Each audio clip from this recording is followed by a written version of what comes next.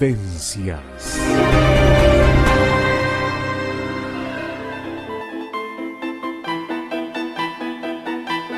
El todo y sus partes. La columna de Carmen Molinas Bonilla en Vivencias. Buenas tardes, Carmen, muy bienvenida, ¿cómo estás? Buenas tardes, querida, ¿cómo estás tú? Muy bien, una alegría de escucharte como todos los miércoles, Bueno, ¿cómo estás? Buenas tardes a la audiencia también.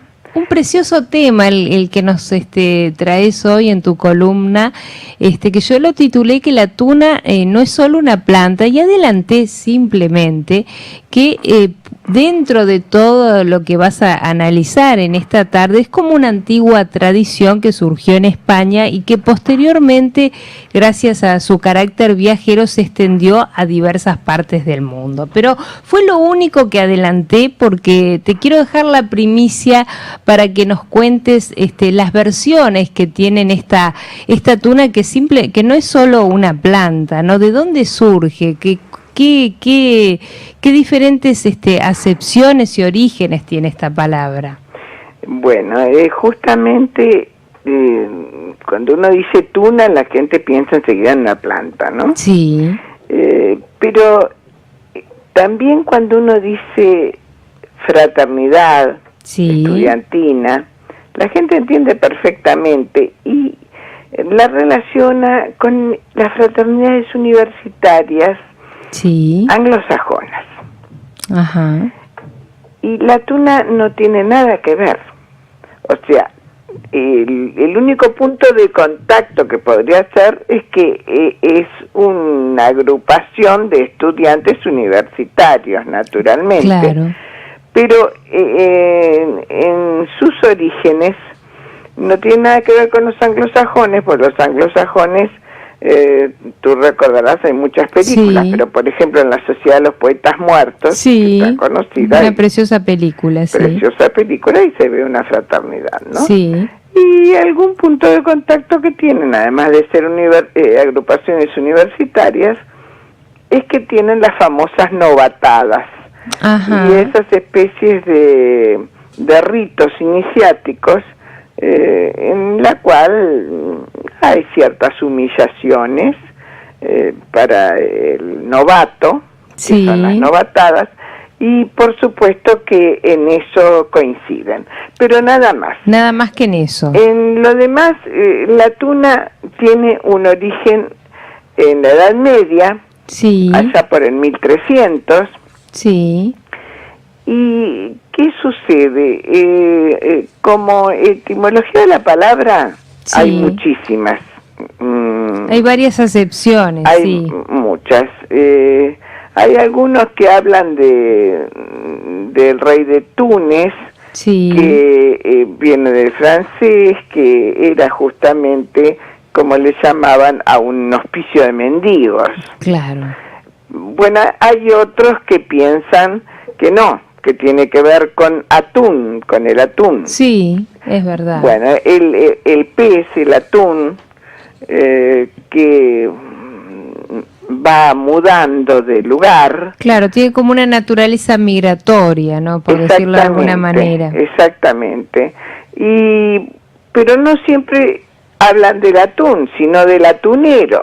Uh-huh. Porque el atunero era aquel que iba también recorriendo los lugares hacia donde iba el atún para trabajar en la zafra, claro, en la pesca del atún. Sí, sí. De manera tal que esa característica de movilidad permanente, sí, de los miembros de la tuna se ve ya desde la etimología de la palabra, claro, pero también su carácter inicial, que fue mendicante, uh-huh, porque, y ahí tiene que ver con el del francés, el hospicio de mendigos, porque ellos eran estudiantes, claro, pobres, que vivían de la sopa boba, uh-huh, que era una sopa que se daba en, claro, los monasterios una vez al día, una sopa muy sin gracia, lógico, claro, es, por eso decían la sopa boba. Claro. Una sopa con pocos elementos, sí. que daba para calentar un poco el cuerpo y engañar el estómago. Claro, y eso le servía de alguna manera para cubrir esas necesidades básicas que para seguir estudiando, digamos. Justamente, eso era lo que les permitía. Pero entonces, en un principio, ellos se llamaban sopistas. Claro. Pero, ¿qué pasa? Allá por el 1370 más o menos, en España, porque el origen es español, claro, aunque hay tunas portuguesas casi de la misma época, las de América vinieron posteriormente, en esos 1370 y pico, el rey decide brindarles una vivienda, cierta alimentación mínima al estudiante universitario humilde.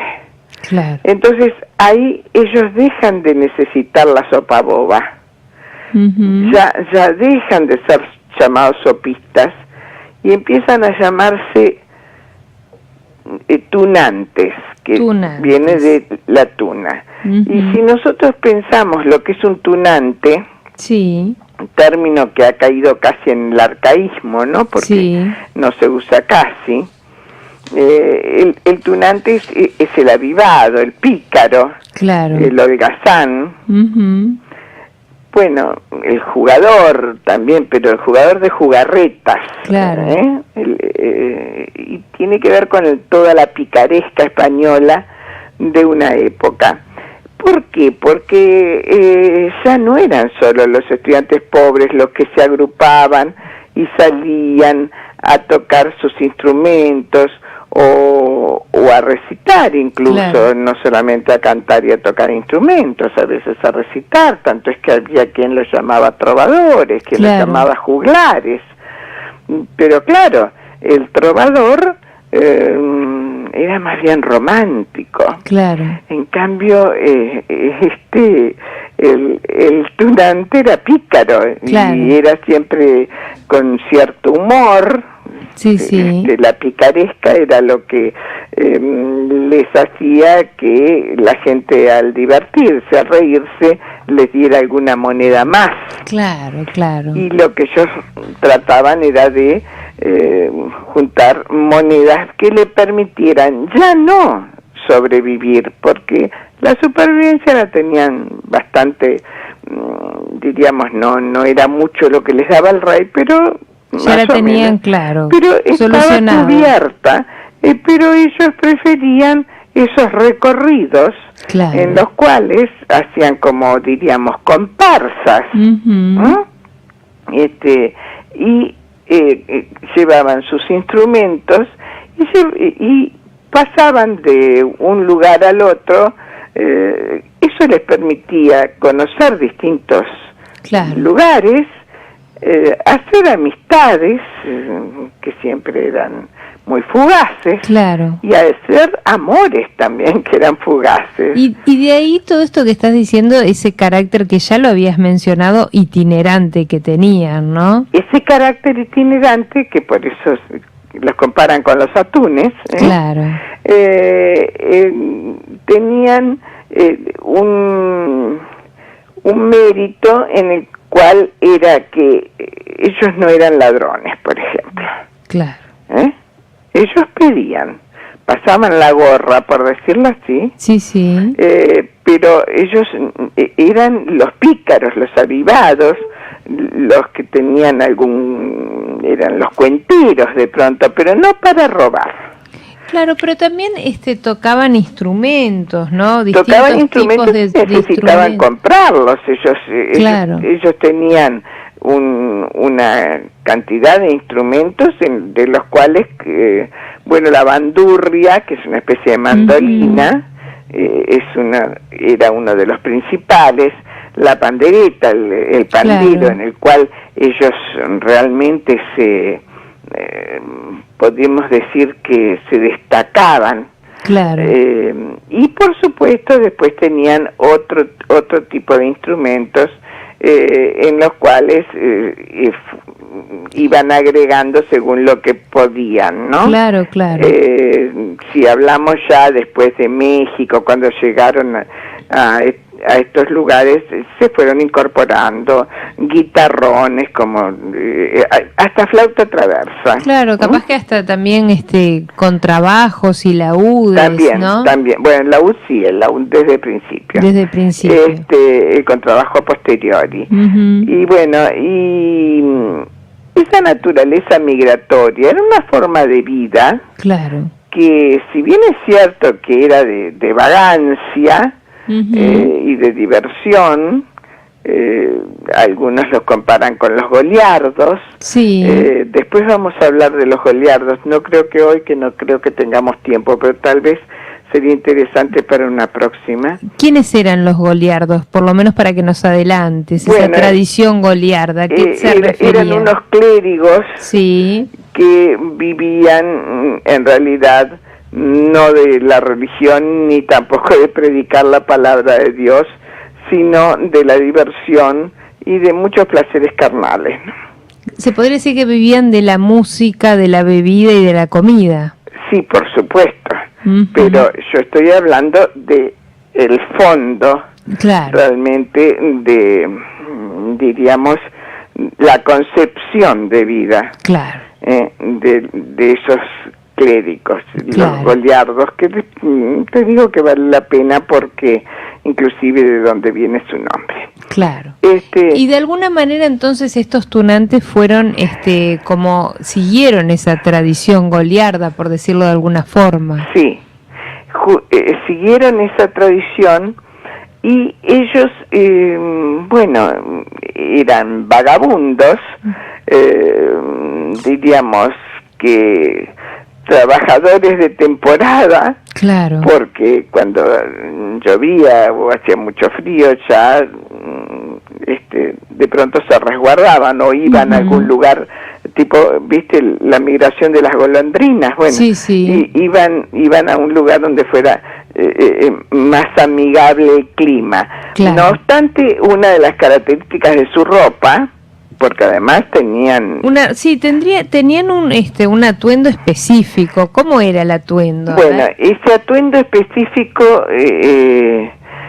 que algunos le podrán llamar disfraz, pero en realidad viene a ser su uniforme, claro, porque ellos tenían el uniforme universitario. Después, cuando el rey también decidió que no había obligación de llevar uniforme universitario, entonces ellos lo mantuvieron y le fueron agregando distintas cosas. Entonces, por ejemplo, sí, las que se mantiene hasta hoy, ¿no? Sí. La tuna, ahora vamos a explicar un poco con respecto a lo principal, es la capa. La capa. La capa de tuno, porque le servía hasta para dormir, le servía hasta disfrazada. Claro, de abrigo, ¿no? Sí, por eso digo, pero haciéndolo bien claro, gráfico. Bien gráfico, sí. Tanto es que le llamaban manteo. Claro. En aquella época. Bueno, la capa era una capa sin mangas, una capa amplia. Sí. Ahora ya las capas de los tunos son capas cortas, pero en aquellas épocas no era así. Vestían unas calzas muy parecidas a las cervantinas, cuando uno ve a Don Quijote. La parte icónica de Don Quijote siempre está bien representada, claro, con sus calzas y esos especies de bombachudos anchos, ¿no? Globosos, diríamos. Y llevaban un jubón. Sí, ¿qué era el jubón? Que era una especie de chaqueta liviana. Sí. Y bueno, llevaban debajo del jubón una camisa generalmente blanca, porque el equipo era negro en general. Ajá.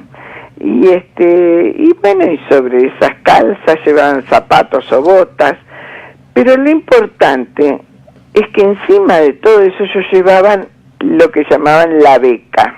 Ajá. La beca es lo que identificaba, bueno, y en el día de hoy, actualmente, identifica cada tuna, cada facultad. ¿Qué vendría a ser la beca? ¿Como la un beca, collarín, una cosa así? No precisamente. A ver qué viene a ser, imagínate una bufanda. Ajá. Larga, que comienza en la espalda, caen hacia la espalda claro, los dos extremos, y luego desde los hombros baja hasta la mitad del pecho, en forma de B corta, o sea, de V. Claro. Entonces, hasta el día de hoy, por ejemplo, la beca de Derecho es color roja, claro, la de Ciencias es azul, claro, la de Medicina es amarilla. Por eso yo te decía, aunque ese estilo como una bufanda, pero vendría a ser como un collarín, vendría a quedar... Bueno, collarín bastante largo, ¿no? Bastante largo, pero vendría a quedar... Los collarines en general son más cortos. Se acercan al cuello. Claro, no, esto vendrían a ser unos petos. Unos petos, ahí está, para describirlos y que se entienda, sí. Claro. Caería como un collarín, pero vendría a ser un peto porque cae hacia el pecho. Casi tocando capaz que la punta de la cintura de alguna manera. No tanto, más arriba. El frente es en el plexo solar. En el plexo solar. Ahora, en la tuna portuguesa, sí, la parte de atrás toca la cintura al extremo que muchas veces se refugia, decían los antiguos, sí, en la cintura, claro, para sostenerla, ¿no? Claro. A la beca. Y de ahí colgaba, hasta el día de hoy lo mantienen, un aro que viene a simbolizar aquel sombrero que llevaban en su época, que era un sombrero muy especial, ¿no? Claro. Era un sombrero que le llamaban bicornio. Ajá. El bicornio es un sombrero de dos picos, diríamos, sí, ¿no? Tú sabes que es muy común el tricornio, sí, que va a España lo conoce porque hasta no hace mucho tiempo la policía española usaba el tricornio. Claro, es verdad. Picos. Ahora, el bicornio era de 2 picos nada más, hasta el día de hoy se usa, y si uno entra a la Universidad de Salamanca, sí, en la escalera del rectorado, que hoy sí, es un hospital universitario, el antiguo rectorado, sí, hay una pequeña talla de madera, sí, que muestra al tunante, al tuno, con el bicornio decorado con cuchara y tenedor, porque mira, claro, no olvidemos que eran los antiguos sopistas, claro, los que buscaban comida gracias sí, a su arte musical y literario, ¿no? Y en la actualidad, ¿qué se conserva de estas tunas que nos venís hablando? ¿Actualmente existen? ¿Qué es lo que se rescata de todo esto que nos estás contando? Mira, actualmente existen, por supuesto, que una de las cosas que quería decir era que la beca, sí, antes de hablar de existencia actual, era lo que señalaba, sí, al estudiante que tenía que pagar menos. Claro, vendría a ser lo que es la beca hoy, por lo hoy. que es la beca actual, claro, nada más que en ese caso con un símbolo muy visible, ¿no? Y capaz que deriva de ahí. Claro que sí. Entonces, la beca era esa especie de demostración, bueno, yo soy más humilde, yo necesito ayuda. Claro. Entonces, bueno, actualmente para entrar en en una tuna es muy sencillo. Si cualquiera googlea, sí, en la Universidad de Salamanca, por ejemplo, que es la tuna más famosa, sí, tiene una página web en la cual está diciendo, invitando a entrar a la tuna, que hasta les van a suministrar los instrumentos, les enseñan, porque ahora lo que hacen ellos es una especie, diríamos, de coro, entre comillas, claro, de coro universitario. Bueno, en lugar de coro es como una orquesta universitaria, pero que bueno, que comparten la tradición de la picaresca, claro, y también la tradición de recorrer distintos lugares. Ahora, cuando hablábamos de la capa, sí, en la capa era muy común y quedaba muy bien, y al tuno le gustaba muchísimo colocar escudos de cada lugar que iban conociendo, que iban visitando. claro. Y entonces cuanto más escudo tenía, por supuesto que el tuno era más respetado dentro del ambiente de los tunantes. Claro, claro. Y también tenían unas cintas. Sí. Que, ¿qué significado tenían esas cintas? Bueno, las cintas eran, en la época de los verdaderos tunos, sí, las mujeres llevaban cintas en el cabello. Ajá. Entonces, cuando tenían algún romance, cosa que era muy común, ellos, era tan común que la Universidad de Lérida los quería prohibir, porque dice que además de desordenar con sus ruidos, sus tonadillas y sus cantos, también desordenaban a sus mujeres. Claro, las enamoraban, debían ser fatales los tunos, ¿no? Tremendos los tunos. Además pícaros. Claro, ya los describiste, eran pícaros, tremendos. Sí, con esa agudeza. Claro. Bueno, era fácil envolver a las mujeres, sobre todo a las mujeres de pueblo que no conocían mucho. Llegaban estos forasteros vestidos así, tocando y cantando y diciendo versos especiales de pronto para... Las enamoraban, Carmen, de alguna manera. Las enamoraban. Ahí entonces está. Ellos se quitaban las cintas del cabello y les escribían, o a veces no les escribían porque ni sabían escribir en aquella época, les hacían algún dibujito o algún bordado. Claro. Y se las obsequiaban. Y tú me contabas y ellos se las colgaban, sí, de unas cocardas que tenían encima de la capa, en los hombros, y las dejaban caer, caer hacia la espalda y hacia el brazo, que por lo general era el brazo derecho. Imagínate, cuanto más cintas tenían, más amores habían pasado por esos tunos, ¿no? Justamente, eso les daba un prestigio, claro, entre los tunos muy importante. Ahora, la tuna actual, por ejemplo, la de Salamanca, tiene unos 25 integrantes nada más. Claro. Porque hay teatros, hay coros, hay distintas maneras de ir conociendo, intercambiando, intercambios estudiantiles.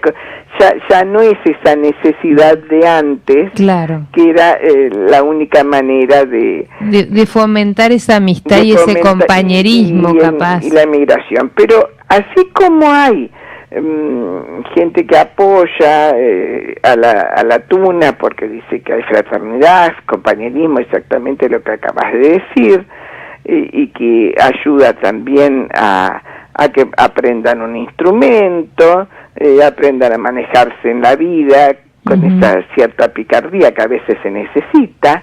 Bueno, también hay otros detractores que, en especial por las dichosas novatadas, claro, que generan muchas humillaciones. Sí, sí. ¿Y eso sigue pasando en la actualidad, esas novatadas que tú decís? Sigue pasando porque son los famosos ritos que hay que cumplir. De iniciación, digamos. De iniciación. Entonces la novatada además tienen distintos grados, ¿no? Porque está el novato total, después está el pardillo. El pardillo es el que puede llevar el uniforme, pero no la beca.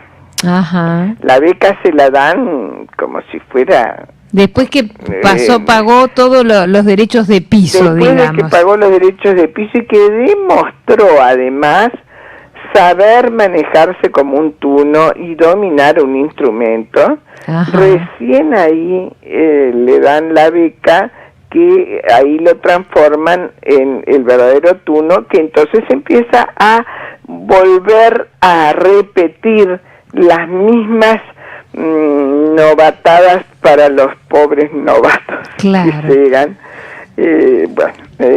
Son cosas que se reiteran. Carmen, estamos en el minuto final, no sé cómo te gustaría cerrar, porque me tengo que ir a la pausa y bueno, me gustaría, no sé cómo quisiera cerrarla, porque es muy grato todo lo que nos estás contando acerca de estos tunos, que quizás muchos no tenían ni idea de que existían, ¿eh? Sí, yo lo que te puedo asegurar que la mayoría no tienen idea, o tienen idea pero no saben que se llama tuna, ¿no?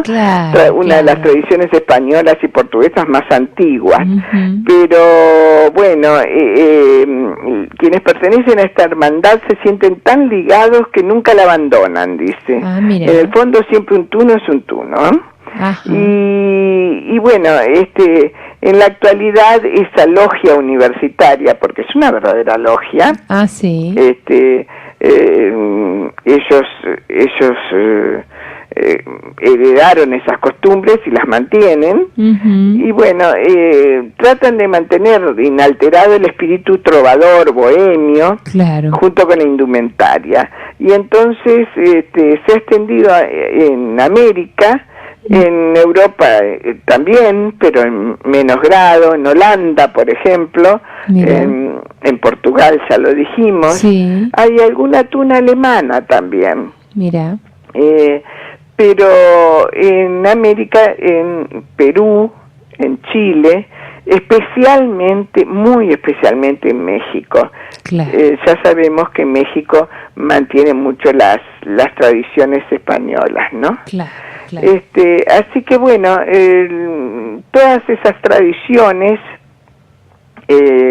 hay unas hermandades especiales, hay unas que se llaman la Hermandad Negro Ministerio, que tiene que ver con México. Bueno, en Perú, en San Marcos, la tuna universitaria de San Marcos es muy famosa, hacen el Festival Ciudad de Lima todos los 28 de junio, y bueno, y viajan de todos lados, tienen anécdotas, recuerdos que agregar a su trayectoria mientras se divierten, ¿no? En la hermandad conquistando mujeres, recogiendo cintas, claveles también que les arrojan en los escenarios donde tocan, y destacando su misticismo entre cada nuevo público cautivo. Solamente te quiero decir que después los tunos fueron tan famosos que los contrataban en una época muy anterior a esta, por supuesto, hasta para los velorios. Bueno, y bueno, muy fuerte, ¿no? Eso es increíble, pero bueno, supongo yo que sería para animar un poco los ánimos, ¿no? Para levantar los ánimos del funeral. Carmen, ha sido con eso dejamos un inmenso placer, como siempre. Nos encontramos el próximo miércoles en otra columna tuya del Todo y sus partes. Muchísimas gracias. Gracias a ti. Un beso grande. Gracias.